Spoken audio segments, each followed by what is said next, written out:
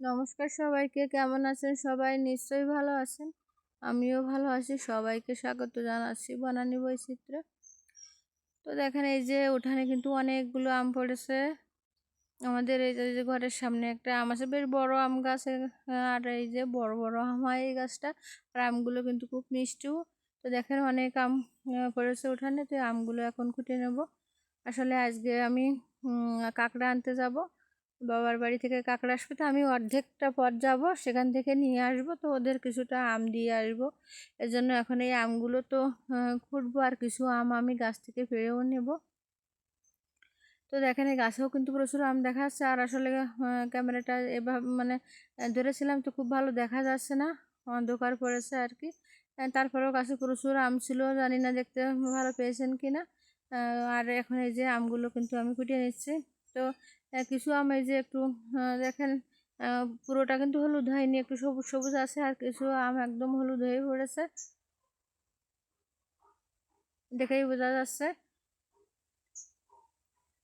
তো যাই হোক, আমি এখন আমগুলো কুটবো। আর আমি এখন আমগুলো কুটতে কুটতে কয়েকটা কথা বলি। কথাটা হচ্ছে যে অনেকে আছেন শুধু কমেন্ট করেন, কিন্তু লাইক দেন না। তো তাদেরকে বলছি, আর এই কথাটা আমি প্রতি ভিডিওতেই বলি। তো বলতে হয়, আসলে অনেকে কমেন্ট করেন তো লাইক দেন না। তো আমি কিন্তু বুঝতে পারি যে এই আপুটা লাইক দেয় আসলে।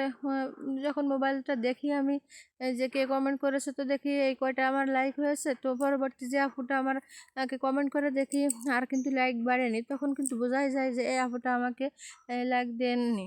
তো যাই হোক, আমি নামটা করে বলবো না যে কে আমাকে লাইক দেননি। তো আপনাদের কাছে বলছি যে ভিডিও দেখলে পুরো ভিডিওটা দেখে লাইক দেবেন, শুধু কমেন্ট করবেন না, আর না দেখলে নাই দেখবেন, শুধু কমেন্ট করে চলে যাবেন না। আর ভিডিও কিন্তু আমি খুব একটা বড় দিই না, আজকের ভিডিও একটু বড়। আমি কিন্তু বেশিরভাগে 3 থেকে 3.5 মিনিটের ভিডিওই বেশি দিই।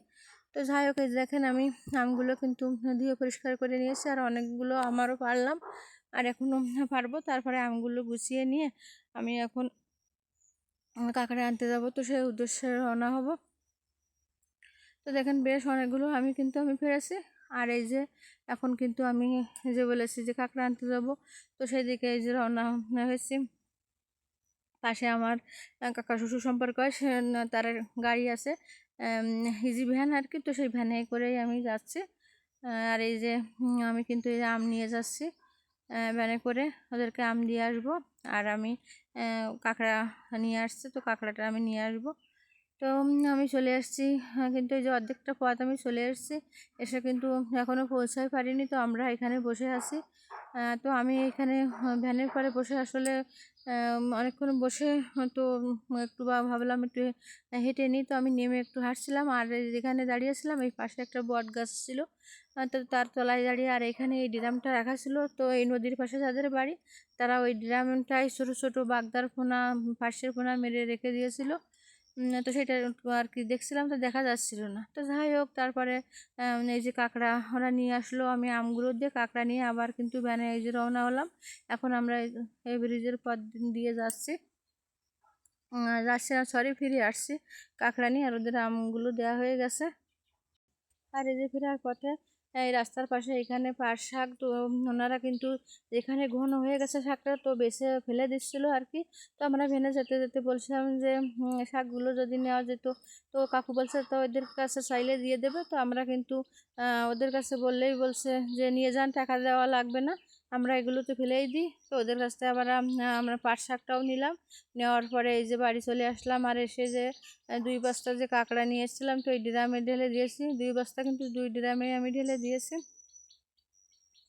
এই যে দেখেন, প্রচুর কিন্তু কাঁকড়া, ছোটো কাঁকড়া যেগুলো বলে সেই কাঁকড়াগুলো। আর এই যে এই পাট শাকগুলো এনেছিলাম, ওরা আরও দিচ্ছিলো, তাও আরও অতটা এনে কী করবো। তো এই দেখেন, এই থেকেও অনেকগুলো কিন্তু এনেছে এই পাট শাক, আর খেতে তো খুবই ভালো লাগে।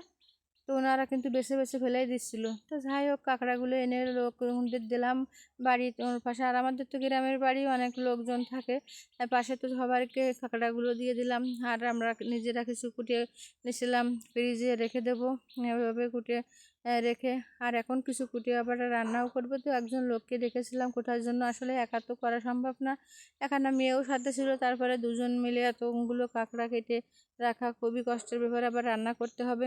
সকালে যেমন তেমন একটু রান্না করে রেখে গেছিলাম, আর এখন রান্না করব। যেতে 1 ঘন্টা লেগেছিল। যাই হোক আর এই যে এখন কাঁকড়াগুলো কিন্তু আমি কেটে নিয়েছি, আর প্রচুর ঘিলু হয়েছিল এই ছোটো কাঁকড়ায়।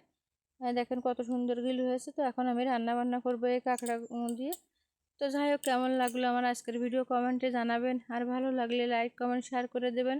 আর নতুন যারা দেখছেন আমার চ্যানেলটিকে সাবস্ক্রাইব করে আমার পাশে থাকবেন। পুরনো বন্ধুদের তো ধন্যবাদ আমার পাশে থাকার জন্য। তো ভিডিওর এই পর্যন্ত এসে যারা এখনও লাইক দেননি তাদের উদ্দেশ্যে বলছি লাইক দিয়ে ভিডিও দেখেন।